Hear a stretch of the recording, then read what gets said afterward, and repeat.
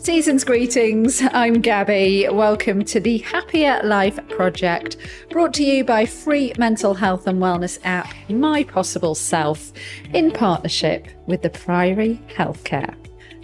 It's normal to feel stressed or lower than usual around Christmas time, especially if it's a time of year that brings back difficult memories or heightens or worsens any ongoing problems you may be going through. James Raddack, Vice President of Public Affairs for the National Mental Health Association, says the holidays are supposed to be a time full of joy and cheer, parties and family gatherings. But many factors help make the holidays so stressful. Fatigue, unrealistic expectations, commercialisation, financial constraints, and the ability to be with one's friends and family. Dreading Christmas and the build-up can really amplify our anxiety and stress levels, and it affects all of us, I think, to different degrees. And don't get me started on the whole New Year, New You debacle. Well, I think Christmas can be a bit like Marmite. You either love it or you hate it.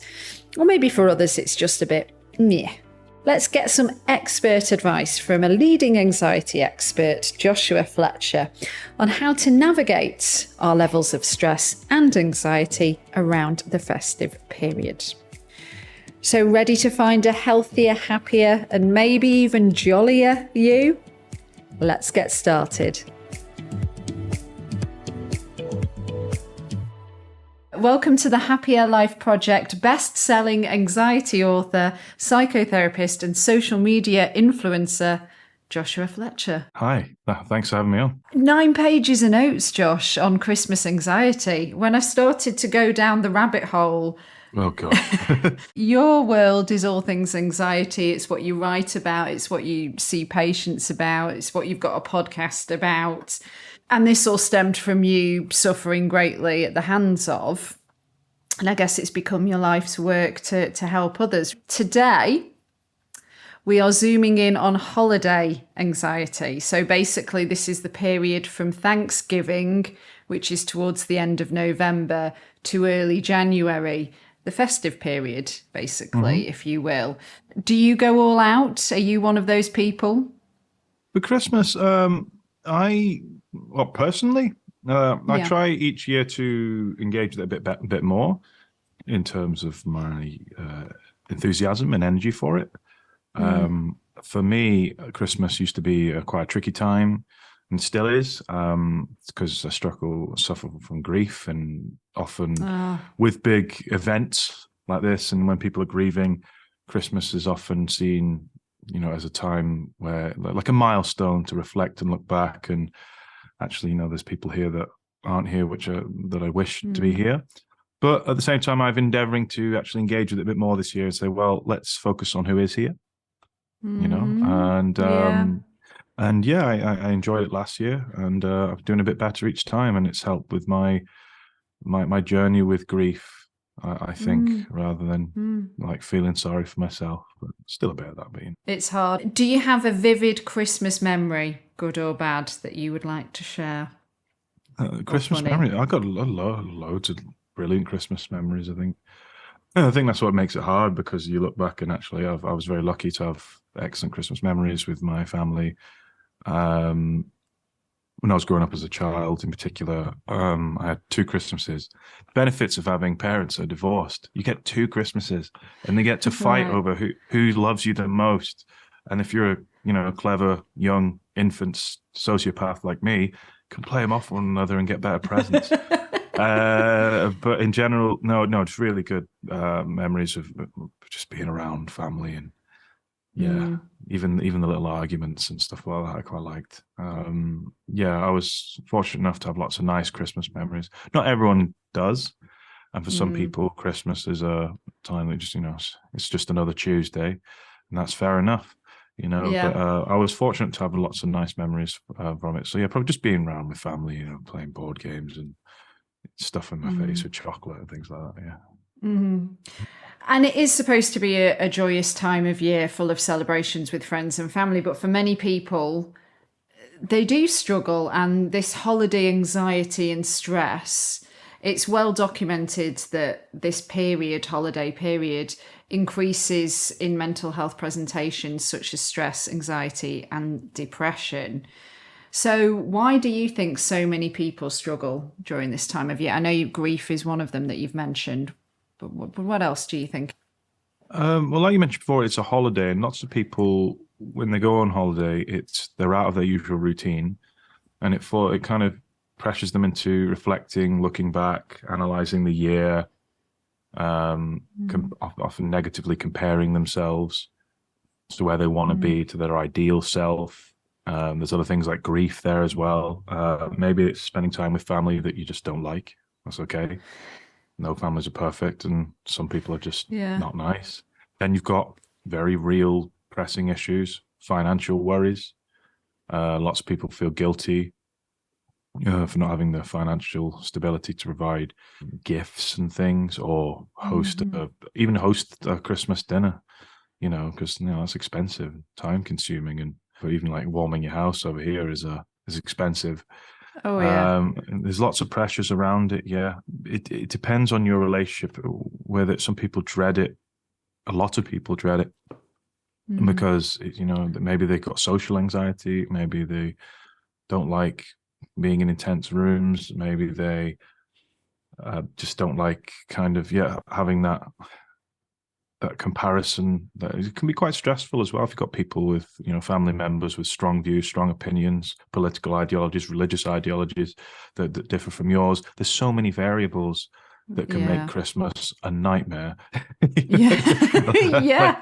Like a lot of my family now, like they're just like, oh God, but overall, it's one of those. It's it's okay. It's very normal if you're dreading it. Honestly, you don't have to have an anxiety disorder to dread Christmas.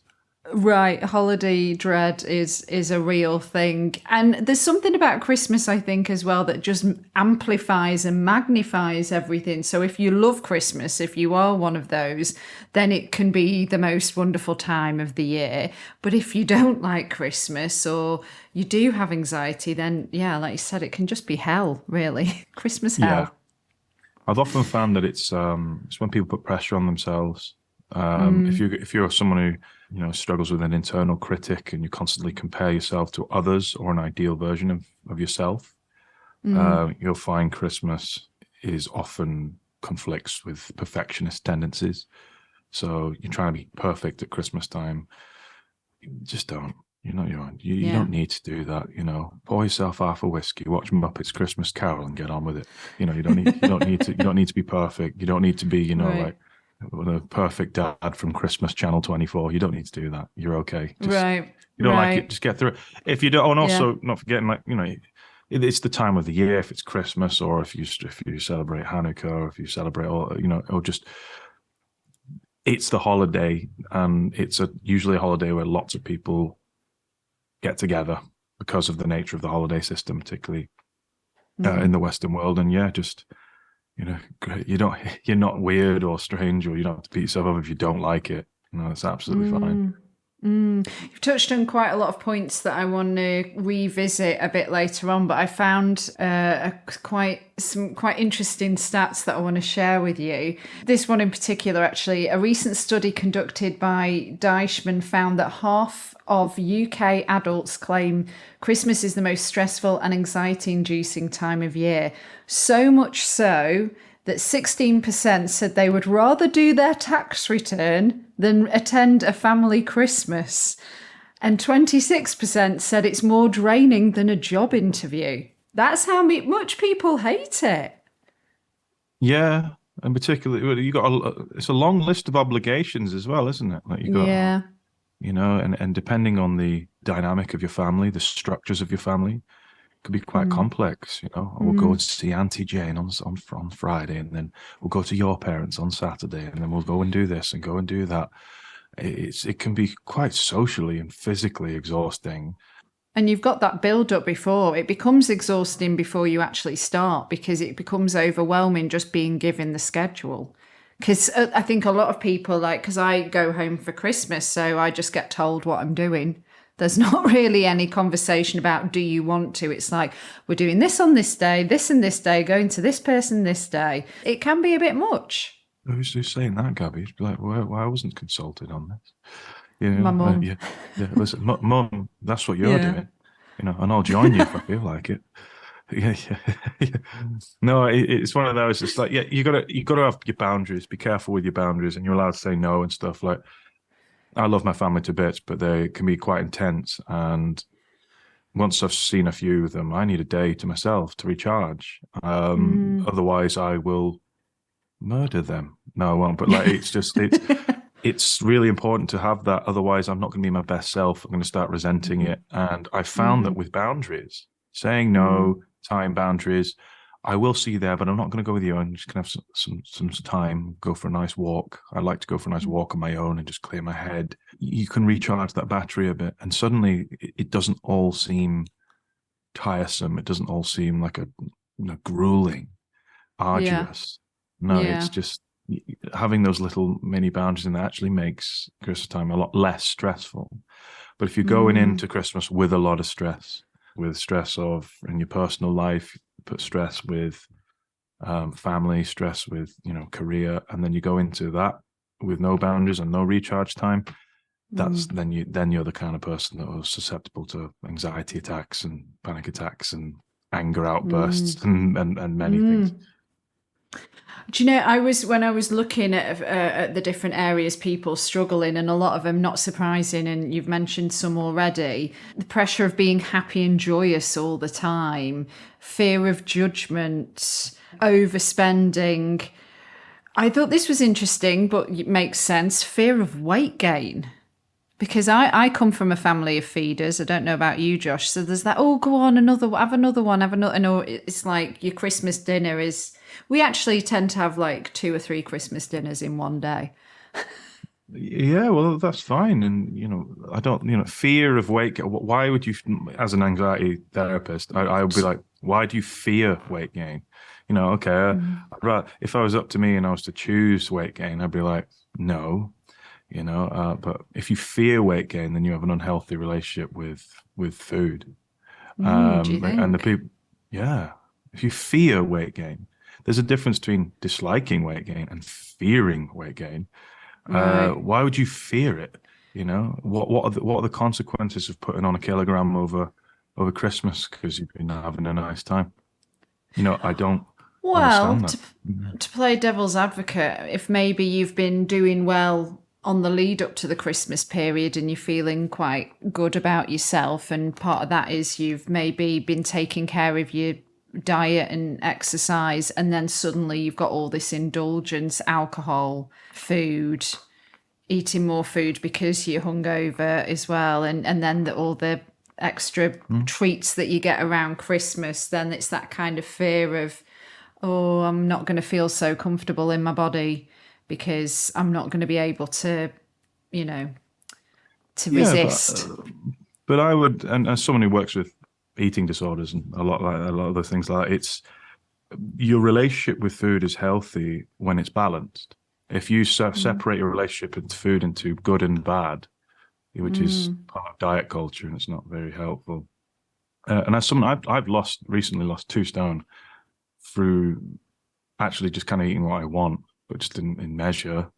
Whereas I spent many years with this narrative and rhetoric of, you have to eat this, you can't eat that. I've been good.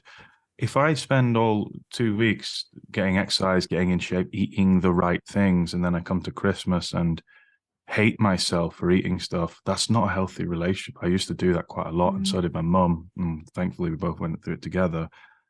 What I'd say is it's just worth it. Go, if you want to go and indulge and do these things at these times, then go and do it. It's not the end of the world if you want to lose that weight again. It doesn't take long. For me, and this isn't a psychotherapy opinion, it's just mine as a person, but like when I'm dying on my deathbed, will I be like, I'm glad I ate celery for the last 10 years of my life at Christmas? No, I'd be like, why didn't I smash those mince pies? Why didn't I smash that bottle of beer? Because it's just more fun.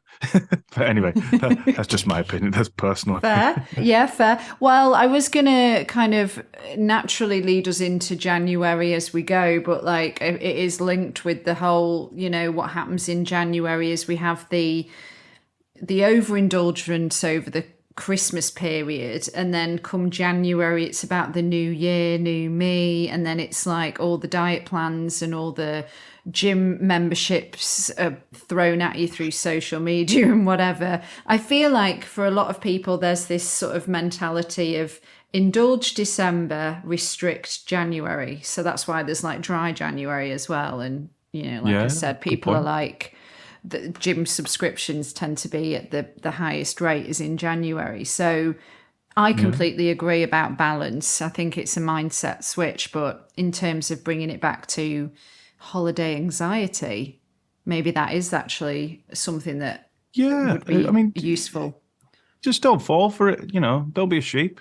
And this is what I would say to clients. Any time of year you want to go through a change that you feel that would make you feel better, or there's something in your life you want to improve, I'd endorse that any time of year. Would I do it in January and February? No. January and February are the hardest months of the year, depression-wise, anxiety-wise. Why would you then restrict then?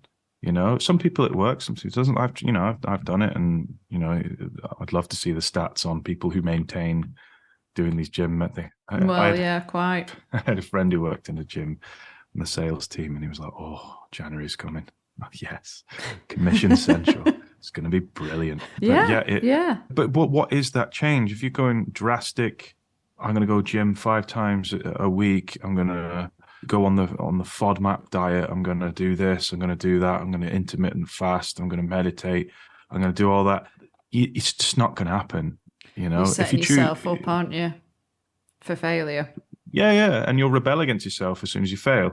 Whereas if you just choose one thing, like mine a few years ago was stopping smoking.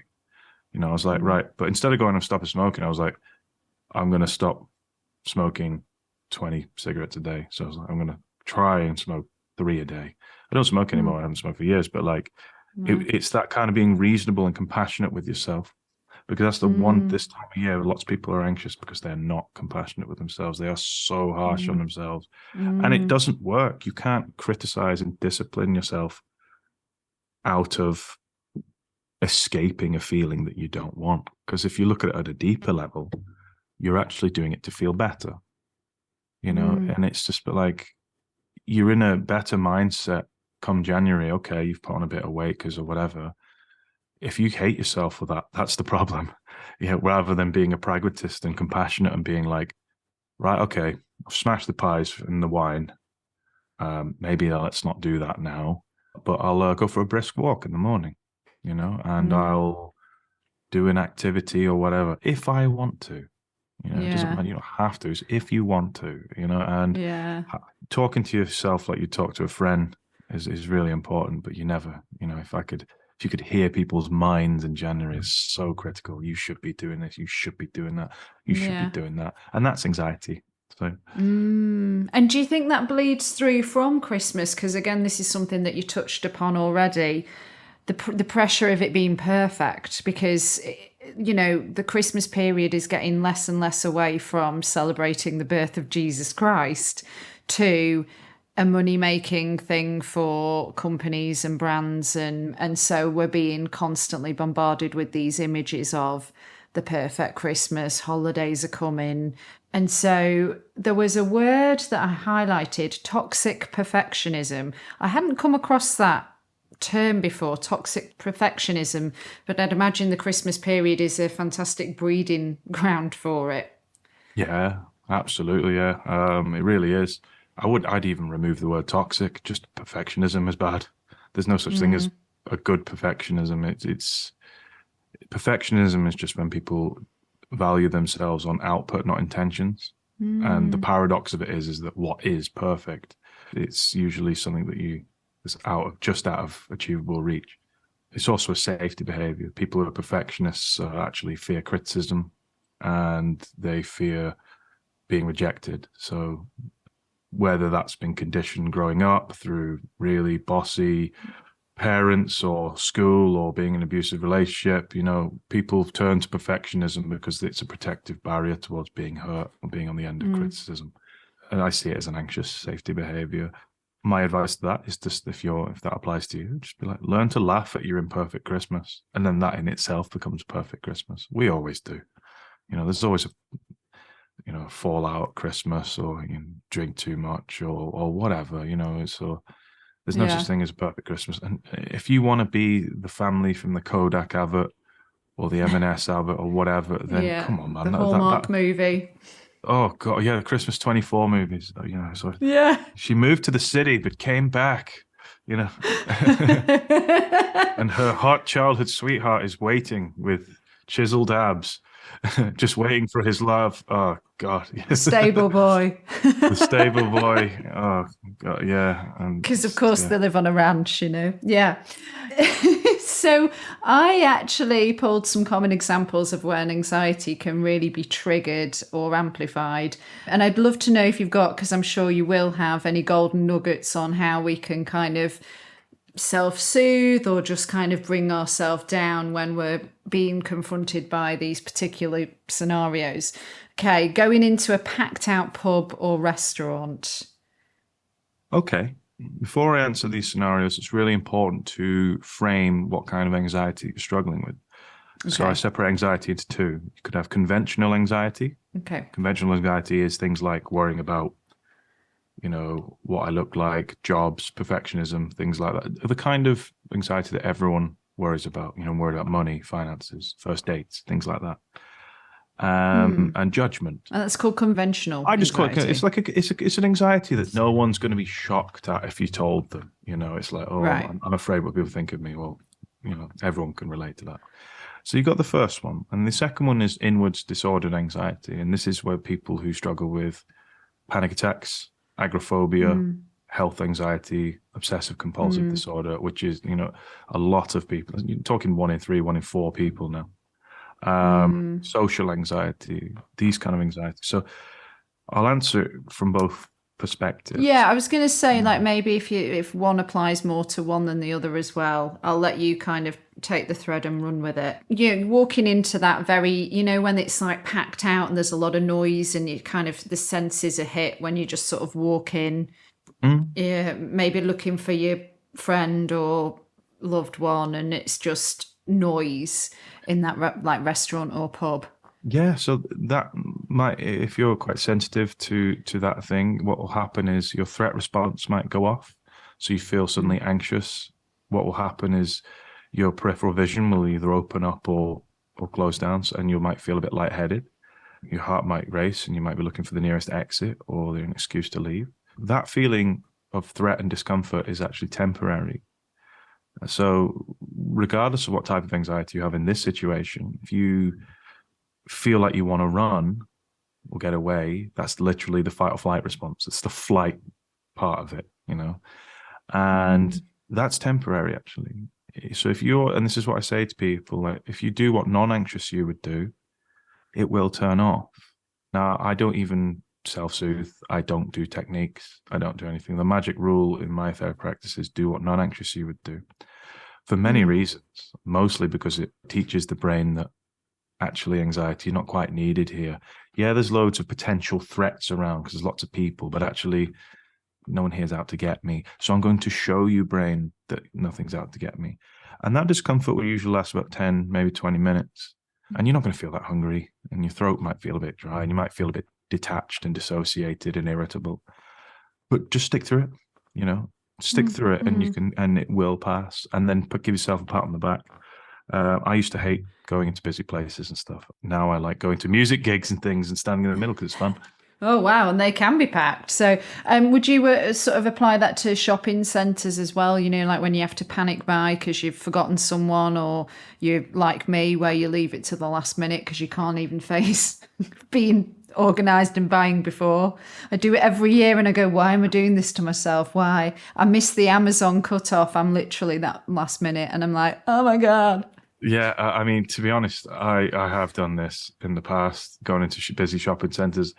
And my personal opinion is it's just not nice. And I just do it whilst anxious. You know, like it isn't nice. There's people everywhere. It's rammed. You know, it's overwhelming. But just do it. You're all right. You're okay. I know it's not groundbreaking advice, but just do it. You know, Yeah. because you will become more acclimatized, and you will habituate to the situation the more you're there. But I never like going into a busy shopping center. I mean, who does? Yeah. I mean, if there's Yeah. anyone listening now, Yeah. fair play to you if you like it, because I really don't. But my advice is to say, you know, anxiety can't hurt you. You know, it's not going to make you collapse or lose control unless you have kind of any comorbid conditions. It's just discomfort, and it will pass the more you do the opposite of what it wants you to do. Mm.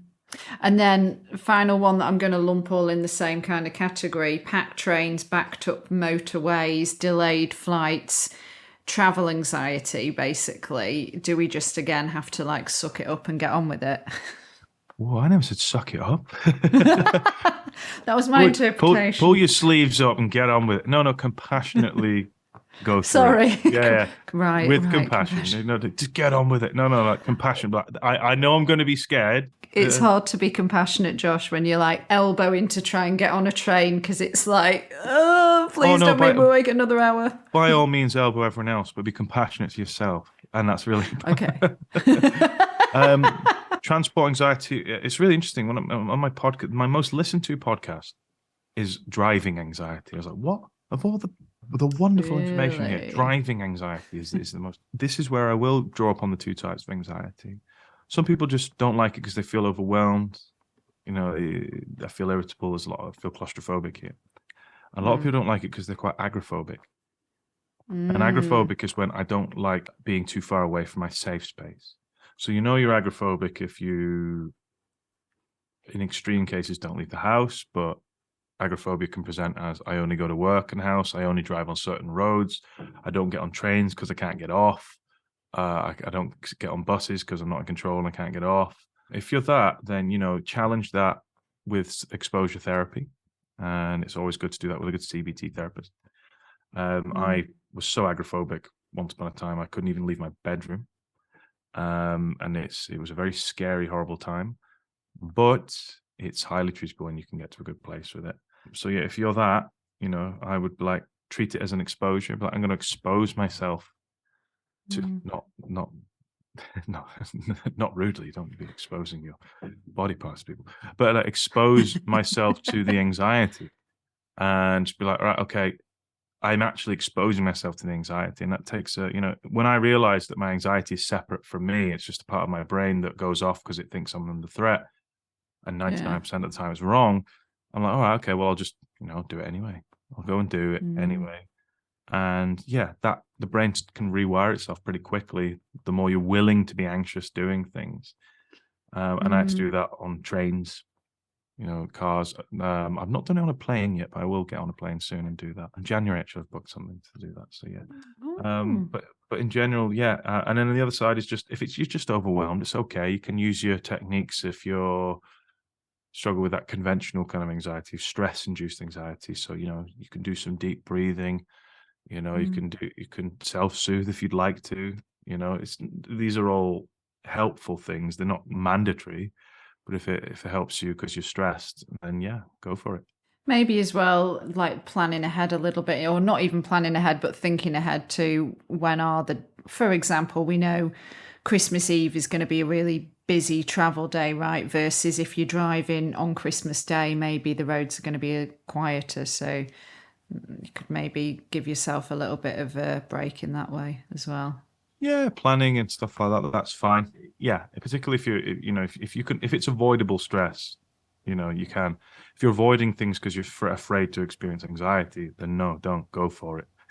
My clients. Okay. Oh no, you don't avoid anxiety. No. You avoid stress. Don't avoid anxiety. No. We don't do that. Okay, so this anticipation for family gatherings that we can't get out of. In our heads, are we building it up too much, do you think? Depends on your family. Like, it's yeah, interesting, isn't it? Like, I had an ex-girlfriend like years ago who, went to a family. She's got a racist uncle. I'm like, this is just intolerable. And I said, it is intolerable, and I just don't want to sit and listen to that. And it was really horrible, and it's not me building up in my head. But at the same time, you could be sensitized to stuff, families, particularly if you don't get on with your family, you can be very sensitive to each other's reactions. Yeah. If you're a people pleaser and you like to placate people, then the likelihood is you may have come from your family, and you're very sensitive to the reactions and the comments and opinions of mommy and daddy or whoever you grew up with. Family's a weird one, isn't it? Because you all go off in your separate ways, separate opinions, but it's unconditional. So people feel safer in a family unit to say more controversial things because you can't change family. And that can often lead to conflict, and it's really quite annoying. For me, though, you don't have to. I say this, and I say this to my clients in here, if you really hate it, if you really just hate your family and they don't provide anything for you, or if they're cruel or not nice, then just don't go. I wouldn't. Family members I don't see because they're just not nice. They don't really do anything for me. They're just not nice. And I just don't want to, time's precious, Whereas to some people, I'll go, I'll fly around the world for to see, if they needed me. So, you get to choose that. I don't believe the blood is thicker than water nonsense. I think it's crap. You just Really, it's nonsense. Why would I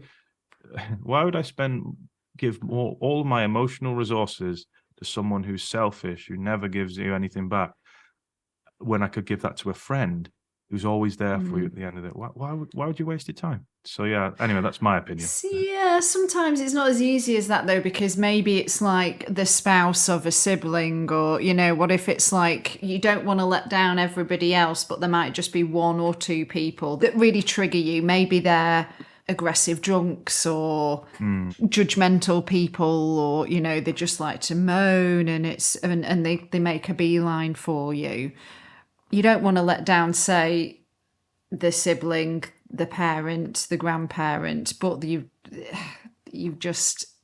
never going to have fun, True, and if you're doing it for someone else out of love, that's great, and that's great. But at the same time, if someone's making a beeline for you, that's not you letting them down. That's their family member letting them down, and you don't have to endure silliness. Don't get me wrong, like people have disagreements, stuff like that. But if someone's being irrational and out of order, you don't have to tolerate that. I wouldn't, and my partner wouldn't, and just you don't need to do that. Obviously, you get the right measure if you're in a relationship, or there's always compromise, and we always endure situations that we don't want to, and that's okay, and that's because you do it out of love. But if someone's taking it too far and triggering you and being not nice, then I'd just be like, no, I'm not going, and let everyone have a moan, because guess what? They're gonna moan anyway. Just fair. Yeah. Okay, well, what about if this is for the group that I'd imagine this is who you treat? So this is people with disorders. Yes. What about fear of like ruining the day, not being happy enough, not being, Christmassy enough, letting other people down, and not wanting to bring other people down? What do we do there? If you're someone who struggles with panic attacks and really high anxiety, then your appetite isn't going to be great. It's not your fault. If you're being perfectionist with an anxiety disorder, you're just going to shoot yourself in the foot. You're not going to be great. No one's 100% on for Christmas Day. Don't magnify on your imperfections and judge yourself on your intentions. I'm doing this despite a crippling anxiety disorder. I'm doing this despite a really horrible eating disorder. I'm doing this with PTSD. I'm doing this, and I might have an anxiety attack, but I'm choosing to do it anyway. Now, if you're with a understanding family, or at least a family that try to understand, try is the important word here. They're not going to fully get it, but if they, if they try to get it and try to empathize, then that's fine. But if you're around a family who don't want to empathize, if they have zero empathy, zero compassion, they criticize you for being anxious and panicky on Christmas Day, I just walk out. Why would you? You're not spoiling anything. Actually, their lack of compassion is spoiling the day. because Christmas is a time of love and compassion, and you come together.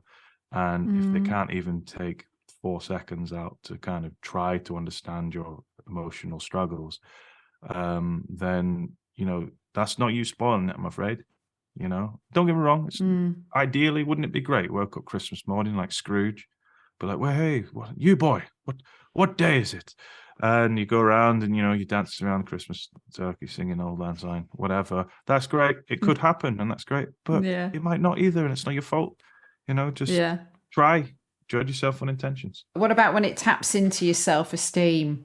So how you look, how you feel, how you conduct yourself, and then thinking the next day, did I behave okay? Did I say the right thing? Oh, did I offend that person?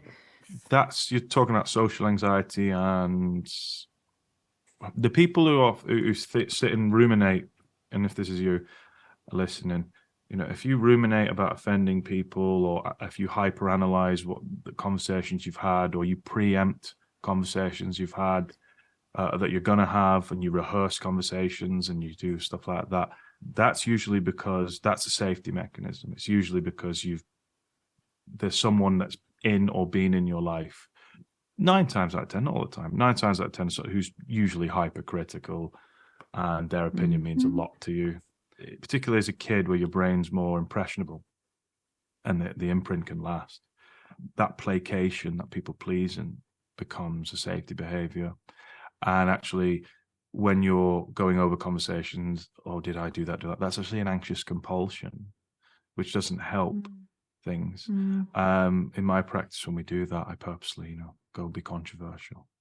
You know, walk in and say something controversial, not offensive, but controversial. And doing the opposite, we do things called shame attacks from REBT therapy and stuff like that to challenge this. But you've got to understand, actually, no, this is my threat response going off here because I want to please people. I mean, there's a theory where our ancestors had when, you know, you go around in tribes in the wilderness, and if you're banished from the tribe, you know, you're not going to survive. And so we've got to make sure everyone's happy with us so we don't get banished from the tribe. You know, that's a theory. But in general, from my experience, when people do that, it's usually because they've been around very judgmental, powerful, opinionated authority figures.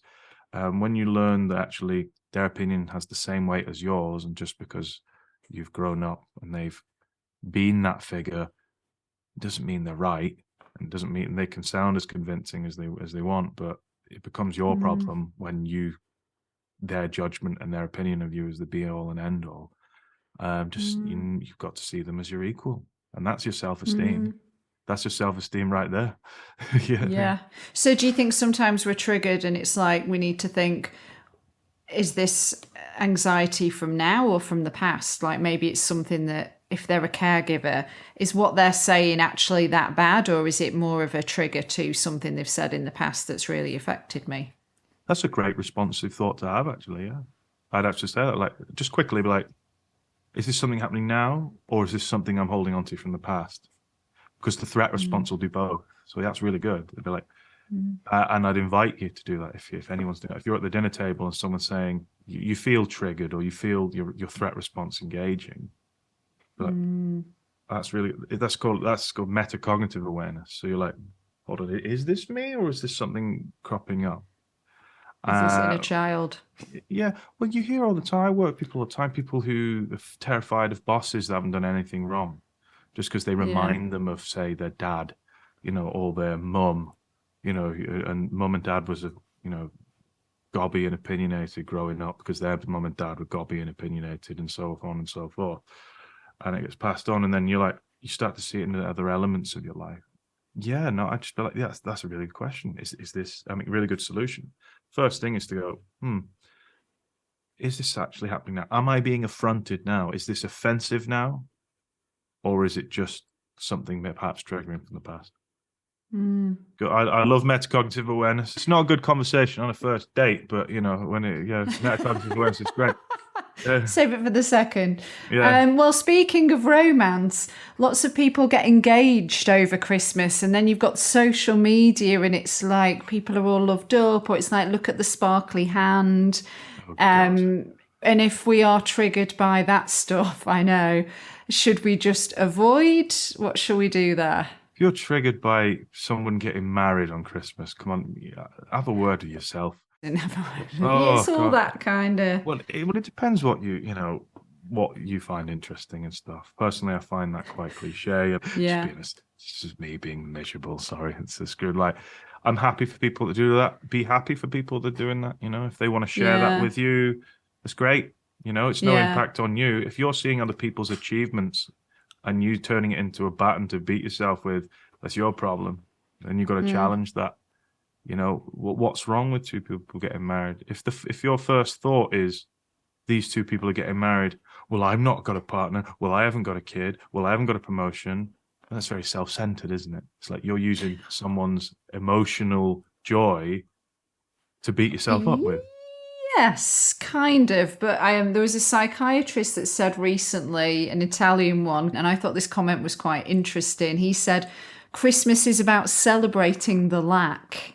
So people reflect on what they don't have in their lives and it makes them crazy. So this is where I think I'm getting at with the this kind of air quote magical time of year where there's the engagement announcements. I'm using that as just like one example, but the floodgates are open on social media, aren't they? For look how dazzling my Christmas time is, which can make people feel like crap. And as a therapist, I'd be like, well, why does that make you feel like crap? What is it about two people separate from you who are getting married? Why does that make you feel like crap? For me, if I'm being honest, I'd have two responses. I'd have, well done, my friends are getting married, and I'm really happy for them. It's great. If that's what they want. That's a nice diamond ring. I'd rather spend it on holiday, but fair enough.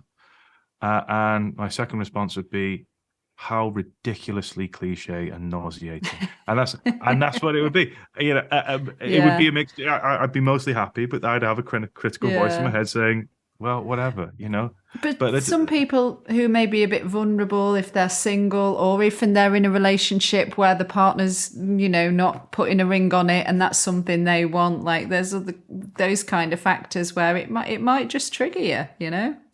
Well, if that's triggering you, this is where I'd look at it. There's something called, in humanistic therapy, something called conditions of worth, a term made by Carl Rogers. And as we grow up, we introject beliefs, what we feel is important. Even before we're born, look at baby showers, blue for boy, pink for girl. You're conditioned before you're even born. And you're told, women are conditioned from the age of 1 or 2, they're given dollies, prams, all these things, whereas boys are given all these kind of vocational toys like tractors and tools and cars and things like that. And there's all these conditions. And then you've got other powerful emotional introjections that are your conditions, like boys don't cry. Don't cry, be strong, which is the dumbest thing I've ever heard, but that's something that loads of people still use. Things like, you got to look good for your holiday. You learn that. Who the hell said that that's a thing? That's such a big one. Yeah. Yeah, it's ridiculous. Like who cares? Those kind of things. Our esteem is an amalgamation of all these introjections, and they lead to something called conditions of worth. So if you grow up, you've been conditioned to think that being married and having a kid is part of self-esteem, but it isn't. I've spoken to, in fact, some of the happiest people I know in my personal life are women in their 50s who are unmarried, who don't have children. And it's fascinating because they've let go of that. Now, don't get me wrong, if you want children because you want children, have children, regardless of your gender, if you want to go and do that, and that's fine.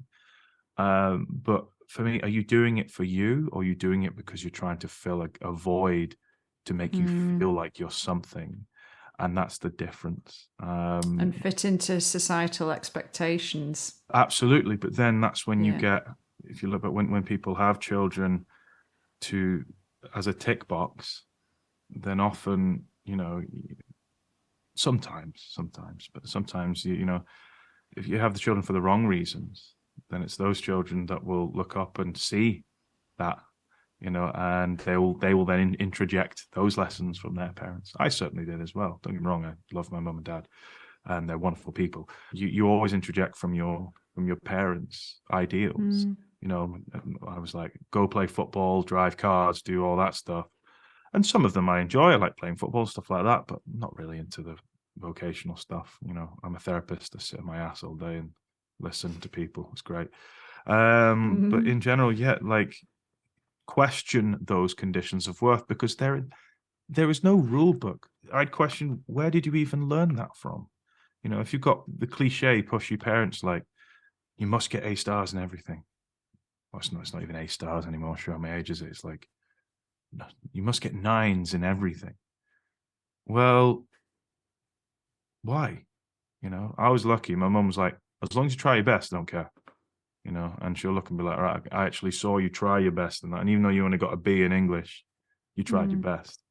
I love that. That really helped me. Only got a B. A B's good. Oh, no, you should see the stuff I hear. You only got, why didn't you get an A star?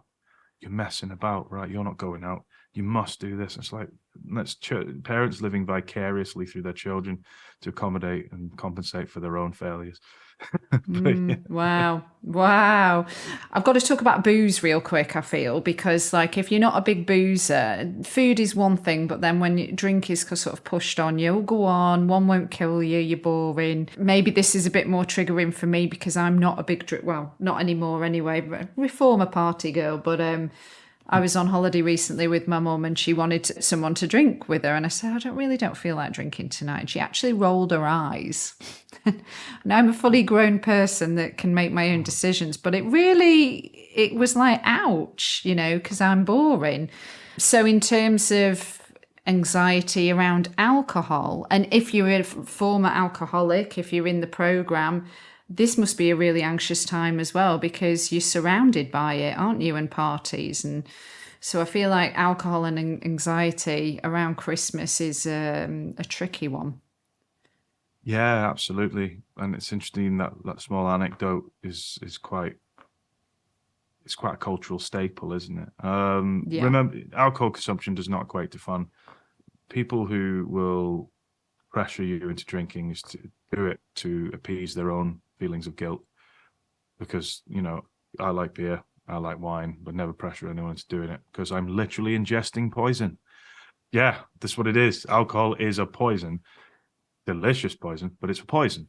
So if you don't want to do it, and if you've got an unhealthy relationship with it, or you just choose not to, it's not your problem if people can't respect your boundaries. It's theirs. Right. And credit to you, and it is their problem. I know plenty of people that will support that decision. They'd be like, well done for not drinking. I had to readdress my relationship with alcohol several years ago. Was an alcoholic, but I was, had a very unhealthy relationship with it. I'm in a lot better place now. But yeah, just respecting people's choices and it's not being judgmental because they're not doing what you want to do, And also, for me as well, and using myself, going into family gatherings where there are a couple of people that do not have the best relationship with alcohol, and it doesn't bring out, shall we say, the best in them. So for me, especially around Christmas time, I can feel very anxious going to a family buffet or party or whatever, because there might be one or two people where I'm like, oh God, they're drinking. Oh God, they're drinking. So I'm kind of on edge waiting for them to maybe get a bit nasty or angry or weepy or, whatever. Yeah, I mean, if that happens all the time for these certain people, then it's absolutely fine to just, stay away from them, leave early. Make sure you say hello to them before they start drinking, if you want to. If you know that it's, what I'd ask is this a fear that I have that's irrational? What's the likelihood of this person doing this? Is it because they did it once 10 years ago and I don't want it to happen again and it's something that I'm still holding on to? Or are they just renowned for being a bit of a knob when they drink? Yeah, it's the latter in my case. And in that case, just stay away from them and leave. I wouldn't do it, Yeah. and I wouldn't expect people to do it. You don't have to sit around and endure someone being abhorrent. You shouldn't have to, and that's not Christmas, is it? And Yeah. it's their responsibility. If they cannot be responsible for their alcohol consumption, their behavior, why should you have to sit and endure it?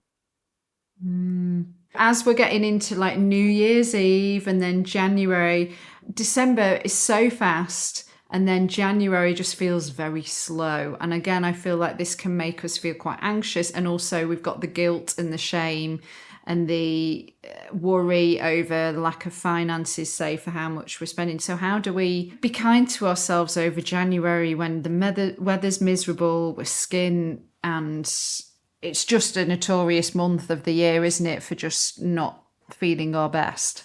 Yeah, just go easy on yourself. It is a miserable month. I don't really like January. But go easy on yourself. Don't try to go 1,000 miles an hour into some radical metamorphosis. And do things you enjoy. Like January and February are miserable months. They're really miserable. We said it before. They're miserable months. So the best antidote to that is to do things that you enjoy. For me, I like sitting in, watching movies, doing these things. It's like hibernating, basically. These are hibernating months for me. Go to work, do those things. Yeah. I think maybe that's why, going back to what we were saying about the restriction thing, and that's when people stop drinking and restrict their food intake to lose the pounds. And then it's already, like you said, a miserable month. And then that's why I think we can make ourselves more miserable. Yeah, it's like a self-punishment for having a nice December. But again, where do you learn that from? Who says you've got to punish yourself in January? Maybe marketers do. All those things. So I love January. I love going out to restaurants in January because everything's cheap. You get like 2-for-1 deals and all that stuff. I love doing it in a nice quiet restaurant. Okay, I'm still being reasonable. It's okay. Whereas people take things to extremes. So taking things to extremes, one or the other, because I'm more likely to get to a place where I want to go because I do things in moderation and with compassion than someone who, feels awful, beats themselves up for a bit of friendly gluttony December, and then full on self-restriction in January and all that stuff. I'm like, for me, that's not really whatever suits you, but I'd always ask, who are you doing this for? Is this a friendly thing to be doing for me right now? I love that question. Is this a friendly thing to be doing for me right now? Actually, no. I'm just baiting myself in the gym, baiting myself when I'm out. I'm restricting my food intake. I'm just stood in the mirror criticizing myself. I'm on the scales 5 times a day. This isn't a friendly thing to be doing for me, is it? Nope. I wouldn't be marching my friend around doing this. I wouldn't be marching my kid around doing this. So why am I doing it to myself? And that's what you gotta look out for. Good point. Okay, last question. I ask every guest to set us some homework based on the theme of the episode. So in this case, Josh, what is a simple, actionable thing that we can do when it comes to managing our anxiety around the holidays that will help us on our quest to building a happier life? Yeah, my homework is, how many things can you be okay with doing imperfectly today? Your homework is how many things can you do imperfect today, but be okay with it. It's really, it's a headbender. I like it. I love it doing it. What, you want me to purposely fail or do things not perfectly? Yeah, that's part one. And how many of those were you all right with? They're like, well, it's my homework, so kind of it's a paradox. So yeah, great, do that. How many things can you do imperfectly? Okay. Yeah, I don't mean like lob the Christmas turkey out the window. That's at home, but just do these things and stop placating. And also, if you're a people pleaser, because that's been a big theme of the episode, people pleasing around Christmas, just go and say something controversial. Say your opinion. Who's entertaining me around this table as opposed to, did I say the right thing? No, who's entertaining me? No one. Everyone's boring. I can't wait to go through there and watch Toy Story 3. There we go. That's what I want to do. Good film reference. Thanks, Josh. Amazing stuff. as always. Thank you, Gabby. So for more on you, schoolofanxiety.com is the website. Yeah. Instagram is anxietyjosh. Your podcast is the Panic Pod. Yeah. We'll wrap there. Nice one, Josh. Really appreciate it. Nice one. Catch you soon, Gabby. You know what I love about Josh? He's a really good crack. Like, even if we're talking about some pretty serious topics, he always manages to bring a bit of humour and light relief woven into, I think you'll agree, some really great advice. So thank you to Joshua Fletcher. And if you enjoyed and found this episode really helpful with Josh, we did actually have a conversation in season 1 of the podcast. He was episode 3. Unraveling Anxiety. Now, this was before we rebranded into the Happier Life Project, so you have to search for the podcast My Possible Self. And like I said, it's episode 3, Unraveling Anxiety with Joshua Fletcher. Now, if you are suffering with your mental health, there is a crisis button on the My Possible Self app that will signpost you to the correct information for immediate expert advice. Those of you who are listening on one of the podcast platforms, the My Possible Self app is free to download, so you don't need to worry about it costing you anything. If you found this episode helpful, we'd love it if you would subscribe to the pod and leave us a review. And to find and follow us on social media, we are at My Possible Self, and I've been at Radio Gabby. So please do take care. Enjoy this Christmas period if you can. Bye for now.